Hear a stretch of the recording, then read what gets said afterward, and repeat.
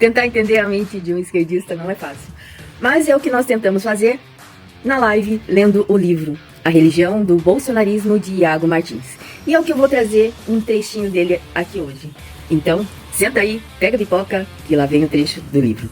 E já quase lá no finalzinho do livro, ele escreve: por bastante tempo tentei convencer meus amigos e alunos de que o cristianismo oferece informações para a nossa teoria política e que a fé bíblica precisa sair do cativeiro cultural em que a sociedade secular se meteu. No entanto, nos últimos anos, considerando a ascensão do bolsonarismo, tornou-se necessário lembrar que Jesus não é apenas um mascote de ideologias, que nossos projetos de sociedade não podem se converter em mero cristianismo cultural, esvaziando a teologia de seus aspectos de redenção espiritual apenas para instrumentalizar em favor de causas políticas.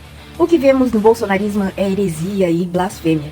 Cristãos podem votar ou não, gostar ou não, reeleger ou não. O que não pode, terminantemente, é se submeter a essa adoração política que ronda o bolsonarismo. Quem teme o comunismo precisa temer o bolsonarismo. Não porque suas escolhas econômicas sejam iguais, mas porque o governo Bolsonaro possui todas as apropriações religiosas comuns a qualquer governo revolucionário. E diante disso, um leitor afeito a Bolsonaro pode estar perguntando: o que faríamos diante das sanhas totalitárias das esquerdas brasileiras, então? O governo Bolsonaro nos fez acreditar que ele era e continua sendo a única resposta. Isso, no entanto, não é um destino manifesto.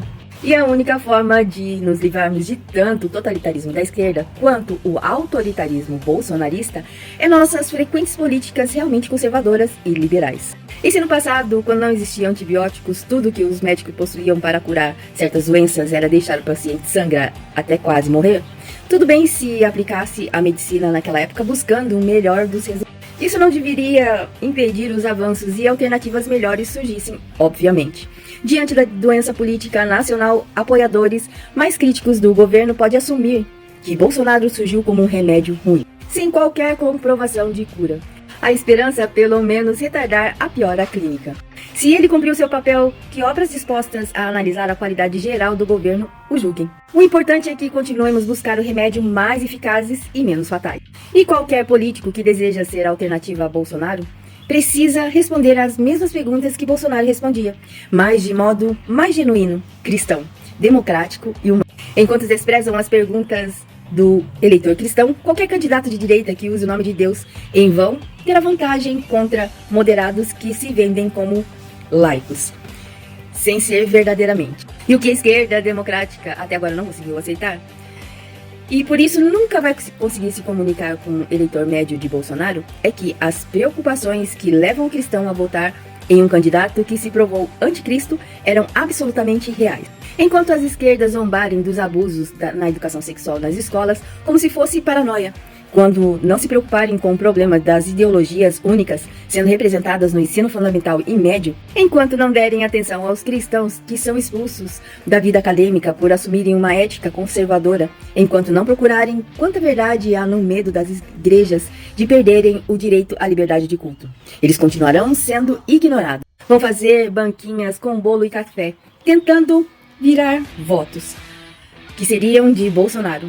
E será inútil. Ou dão o braço um pouco a torcer e tentam revelar o que é mentira e exagero sem deixar de assumir denúncias verdadeiras, encontram alguma razão nos temores conservadores. Existe um espaço para um apoio não idólatra ao presidente? Certamente sim. Mas depois de tudo que foi visto em seu governo até aqui, é possível haver a possibilidade de apoio sem idolatria? Minha percepção é de que isso se torne menos provável à medida que nos aprofundemos em sua política. E mesmo assim, em termos de política pública, podemos discutir se o bolsonarismo é melhor ou pior que suas alternativas.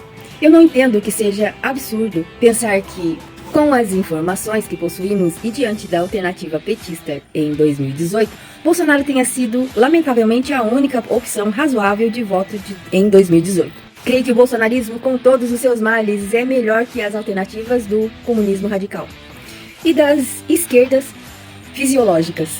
Com o fenômeno espiritual, no entanto, Jair Bolsonaro incorpora todos os aspectos de idolatria civil dos regimes revolucionários pós-iluministas, e nenhum movimento da política recente parece cobrar mais devoção de alma que este. Enquanto no lulismo havia uma dessacralização de Cristo para fins políticos, onde Jesus era reduzido a um protótipo revolucionário comunista, no bolsonarismo, o imaginário místico do Novo Testamento é respeitado por um lado, mas aplicado com todo o seu teor sobrenatural e cósmico à figura do presidente. Se antes rebaixavam Jesus para o encaixar no político, agora elevam o político para se encaixar em Jesus. E aí, você concorda com esse pensamento?